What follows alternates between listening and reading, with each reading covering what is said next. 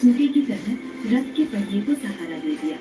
जो रथ हजारों लोगों से नहीं हिल रहा था, वो उस छोटी सी लकड़ी के स्पर्श मात्र से फिर से झूमते हुए आगे बढ़ने लगा। वहां खड़े मुख्य पुजारी की नजर उस चमकती हुई चीज पर पड़ी। उन्होंने झुककर उसे उठाया और जैसे ही उन्होंने उस चिड़िया को गौर से देखा, उनकी आंखों में आंसू आ गए। उन्होंने चिल्लाकर कहा, देखो, इस नक्काशी को देखो, ये हाथ किसी इंसान के नहीं हो सकते, इसमें तो स्वयं जगन्नाथ जी का चाप है। पूरी भीड़ जय जगन्नाथ के नारों से गूंज उठी और वो छोटी सी सोना, जो खुद को अधूरा समझ रही थी, आज पूरे ब्रह्मांड के स्वामी के रथ की रक्षक बन गई थी। रथ के ऊपर से मुख्य पुजारी ने सोना को ऊपर बुलाया। जब वो कांपते हाथों से रथ पर चढ़ी, तो उसकी नजर सीधे जगन्नाथ की विशाल प्रतिमा पर पड़ी। सोना का दिल जोर से धड़कने लगा। भगवान ने वही पीला कपड़ा लपेट रखा था, जो कान्हे ने तूफानी रात में अपने सिर पर बांधा था। उनकी बड़ी बड़ी गोल आंखों में वही शरारत भरी चमक थी, जो कान्हू की आंखों में हुआ करती थी। पुजारी ने सोना से पूछा, बेटा, ये अद्भुत कलाकृति क्या तुमने बनाई है? सोना ने धीरे से सिर हिलाया और कहा, मैंने नहीं, मेरे दोस्त कामू और मैंने मिलकर बनाई है। तभी उसे एहसास हुआ कि उस छोटी सी चिड़िया के पंख अब खुरदुरे नहीं थे, बल्कि उन पर वही बारीक नक्काशी थी, जो कान्हू ने उसे अंधेरी रात में पत्थर से सिखाई थी। चिड़िया के नीचे छोटे अक्षरों में लिखा था, 2 दोस्तों की भेंट। सोना को समझ आ गया कि कान्हू कोई साधारण मुसाफिर नहीं था, वो तो खुद जगत का नाथ था, जो अपने भक्त का हाथ थामने और उसकी अधूरी कला को पूरा करने खुद उसकी झोपड़ी तक आया था। जब सोना मंदिर से बाहर आई, तो सारा गांव उसे अचंभे से देख रहा था। उसके पिता ने उसे गले लगा लिया और उसकी आंखों में अब अपनी बेटी के दर्द के आंसू थे। सूरज ढल रहा था और रथ आगे बढ़ चुका था।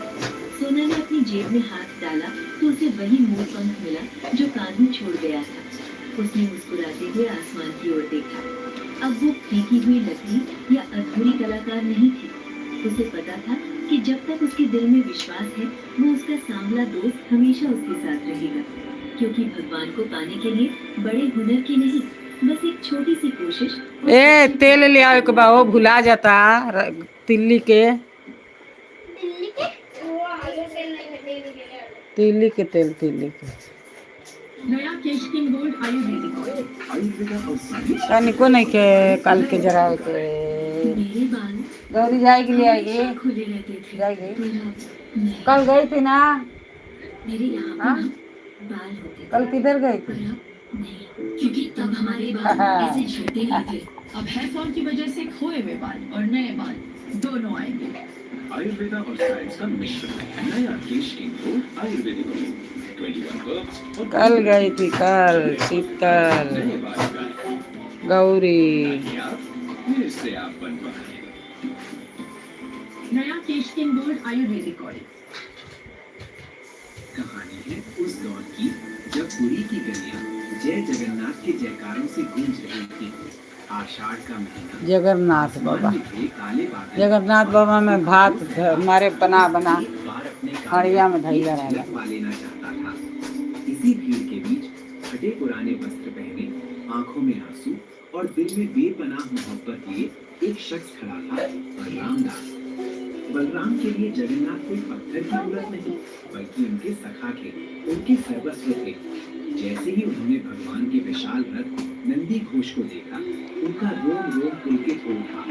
उनके कदम खुद ब खुद रथ की ओर बढ़ने लगे। उनके मन में बस एक ही तलब थी कि आज वो अपने प्रभु के चरणों को छूकर अपनी उम्र भर की भक्ति को मुकम्मल कर ले। उन्हें दुनिया का होश नहीं था, ना ही अपनी स्थिति का। उन्हें तो बस वो ऊंचा रथ और उस पर विराजे जगत के स्वामी दिखाई दे रहे थे। पर क्या एक साधारण से दुष्कर ये अरमान इतनी आसानी से पूरा होने वाला था? बलराम दास ने जैसे ही नंदी घोष रथ की सीढ़ियों पर अपना पहला कदम रखा, उनके चेहरे पर एक अलौकिक चमक थी। उन्हें लगा कि बस चंद लम्हों की दूरी है और वो अपने आराध्य के चरणों में होंगे। पर तभी अहंकार की एक दीवार उनके सामने आ खड़ी थी। वहां मौजूद मंदिर के पहरेदारों और पुरोहितों ने उन्हें बीच रास्ते में ही रोक दिया। उन्होंने बलराम के मैले कपड़ों और साधारण वेश को देखा और नफरत से भर गए। पीछे हट जा, ऐ मूर्ख, मेरी हिम्मत कैसी हुई इस पवित्र रथ को छूने की? एक कड़कती आवाज ने बलराम के ध्यान को झकझोर दिया।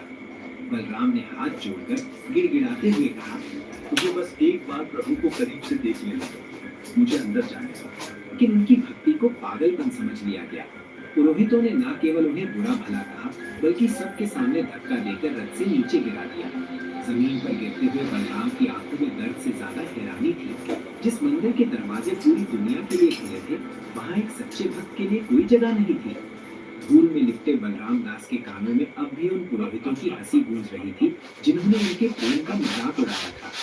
अपमान की उस आग ने बलराम दास के शरीर को नहीं, बल्कि उनकी आत्मा को झुलसा दिया था। आंखों से बहते आंसू अब गालों पर सूखने लगे थे। उन्होंने एक बार पीछे मुड़कर उस विशाल रथ को देखा, जहाँ उनके प्रभु विराजमान थे, और फिर अपना सिर झुका लिया।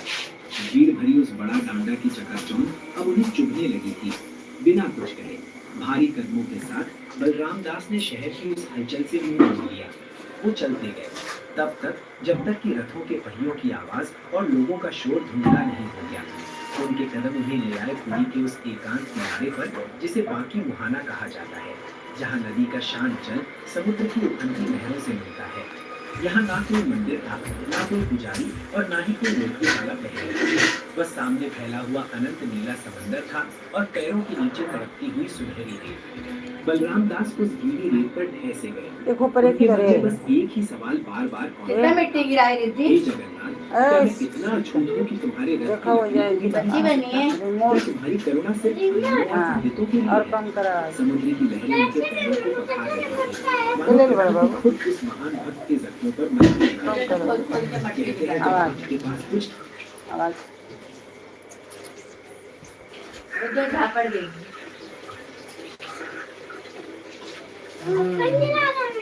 तो जो खोदी है वही गिरा रही थी, बाद में गिरेगा। नहीं बात कर देती हूँ ना। आवाज